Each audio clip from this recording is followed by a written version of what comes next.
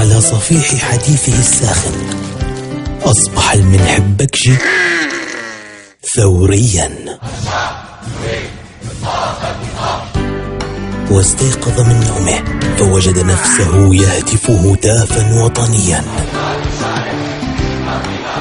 هو عايف حاله، هو عايف الفساد، هو عايف الواسطات، هو عايف النظام، هو عايف التنكة.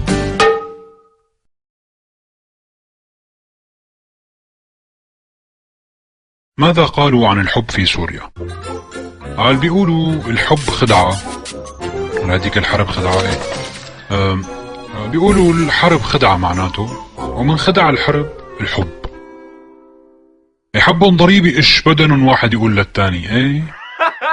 هون عنا الحب موضة، الحب عجقة، الحب دبكة، الحب علم بنحطه فوق راسنا وبنمشي عليه على الاستراد. الحب ركعة، الحب سجدة فبوسة فابتسامة. هون عنا الحب قتلة لغيرهم، الحب فتلة على حسابنا، الحب زمور يا أخي.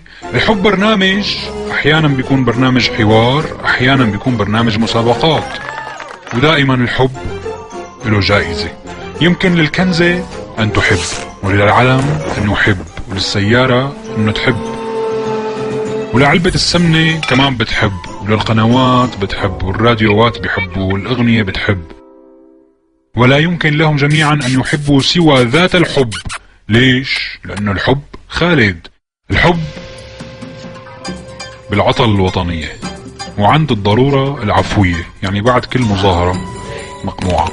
الحب شعار، الحب في وطني أصبح عار على عار.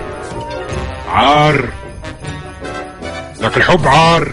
من امتى كان الحب عار؟ وطني الحب عار. سامحونا.